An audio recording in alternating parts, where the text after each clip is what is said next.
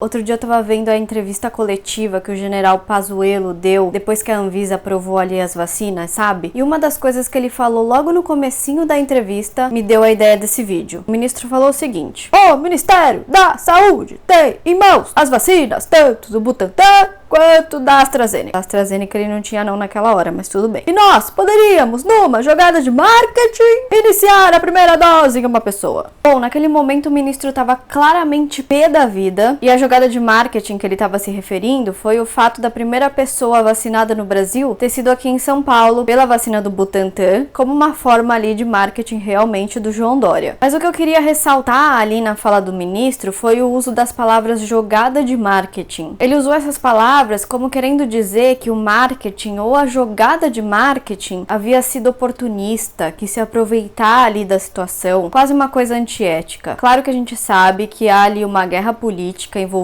mas a gente também sabe que não é de hoje que o marketing, ele tem esse tom pejorativo, ele tem esse tom ruim. Mas será que tudo que é marketing é ruim mesmo? Bom, vem comigo que a gente vai falar sobre isso hoje.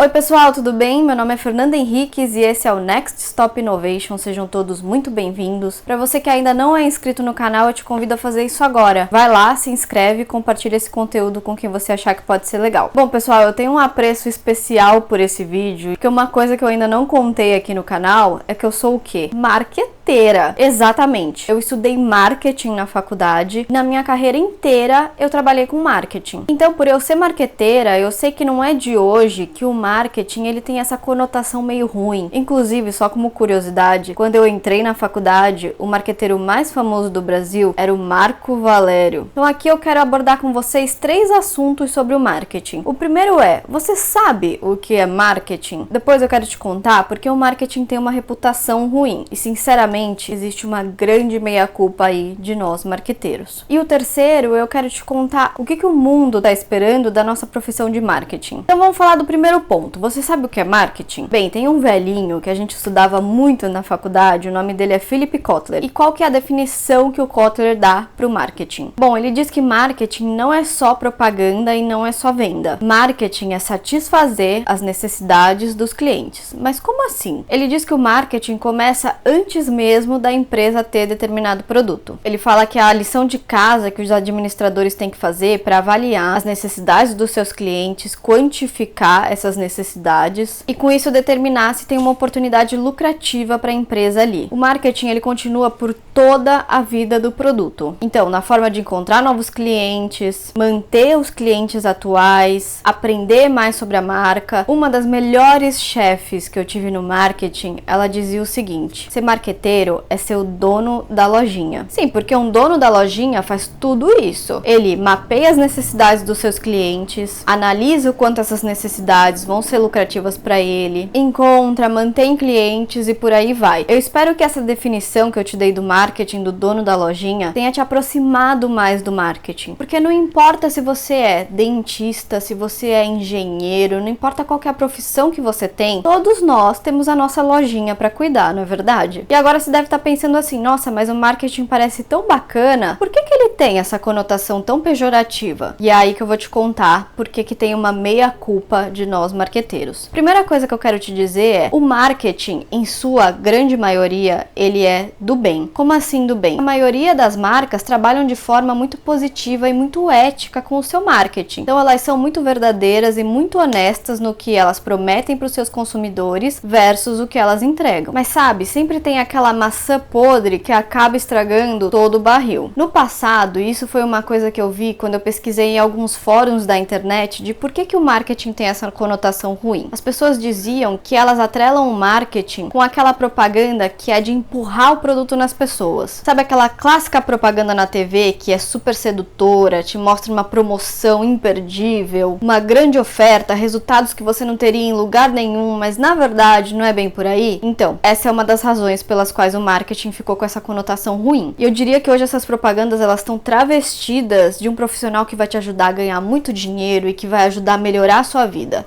o coach, cuidado com ele. Bom, e além dessa forma mais clássica de empurrar produto, a gente tem que considerar que também teve um mundaréu de propaganda enganosa. Todos nós conhecemos aquela marca de suco que dizia ser natural e na verdade não era, aquela lasanha congelada extremamente industrializada que a marca vai e diz que é caseira, sem contar as formas mais rebuscadas das propagandas que acabam impactando a gente negativamente. Eu vou dar o exemplo aqui de nós mulheres. Nós mulheres, na nossa vida, fomos bombardeadas por propagandas que diziam que para você ter um cabelo bonito, você tem que usar determinado produto para ele ficar bonito assim. Ou aquele tipo de propaganda que fala que você precisa ter a pele sempre jovem, esconder qualquer traço da idade, e para isso você tem que usar o creme anti-idade tal. Então essas propagandas, elas foram criando ideais de beleza, ideais de uma juventude que não são muito saudáveis. Sem contar aquelas empresas que vêm e dizem que elas estão fazendo mundos e fundos pelo meio ambiente, mas na verdade ela não protege o meio ambiente. Isso tem até um nome. Isso se chama greenwashing, que é uma forma de propaganda enganosa. Ah, eu protejo o meio ambiente, mas só na minha propaganda, na verdade não tanto. Só que, apesar desse mundaréu de propaganda enganosa ainda assim existir, eu vejo que há um futuro muito esperançoso para o marketing. E o mais bacana é que esse futuro está sendo traçado por aquele que mais importa para o marqueteiro, que é o consumidor. Então vamos falar de quais são as tendências para o marketing, não só do futuro, mas para o agora também. Eu fui analisar um estudo que foi feito pela Deloitte recentemente, em que eles elencaram quais são as 7 tendências do marketing para 2021. Bom, e nesse estudo eles mostraram algumas tendências que sinceramente eu já estava até esperando.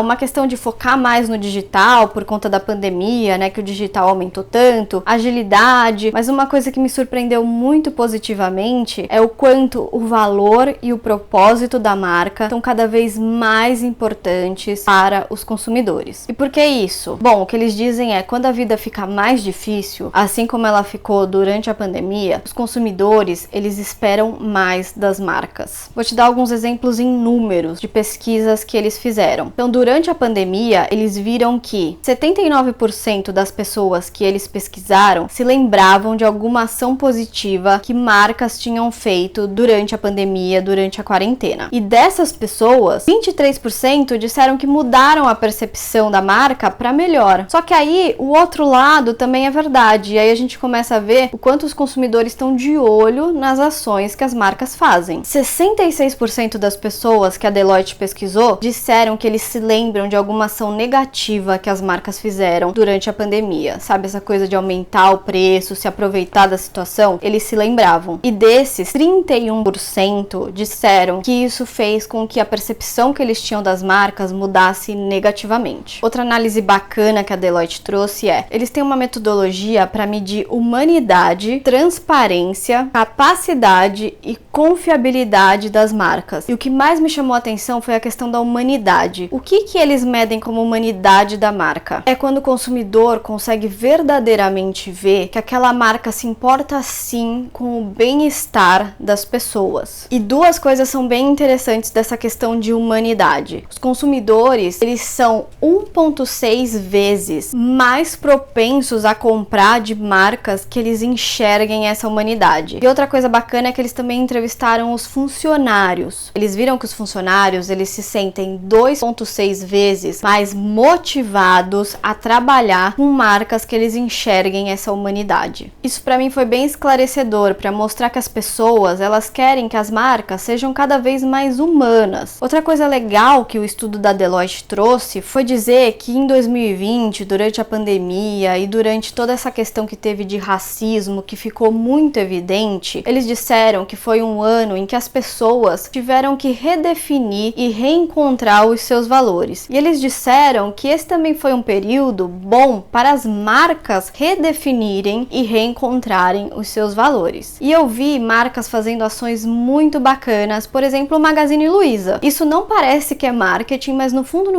eu vejo um grande envolvimento do departamento de marketing ali, quando o Magazine Luiza propôs para fazer um trainee só para pessoas negras. Então, cada vez mais as pessoas estão exigindo, estão querendo que o marqueteiro, que o marketing, que a marca, no final do dia, seja mais humana. E isso não é só na pandemia, tá? Isso já vinha de antes. Inclusive, eu vou deixar aqui no card para vocês verem um artigo que eu escrevi no LinkedIn sobre marketing ativista, em que eu entrevistei o diretor da Ben & Jerry e a gente falou sobre como a Ben & Jerry é uma marca incrivelmente ativista de causas super importantes. E o que as pessoas estão querendo é uma coerência das marcas. Então, aquilo que eu coloco na minha propaganda, eu também quero ver que é isso que você aplica dentro da sua casa. Então, é aquela coisa que a gente estava falando um pouco do greenwashing. Não adianta só na sua propaganda você vir aqui e me dizer que você é sustentável quando dentro de casa você não é. Não adianta só na sua propaganda você vir aqui e me dizer que você é contra o racismo quando dentro da sua casa não tem muitos funcionários negros. Então, nesse marketing ativista, é exatamente essa coerência que os consumidores esperam. E eu vejo muitas marcas caminhando para esse sentido, mas eu acho que ainda falta a gente caminhar mais. Eu espero que você tenha gostado desse vídeo. Deixa aí nos comentários se esse vídeo te deu alguma ideia de uma ação bacana para você fazer para sua marca.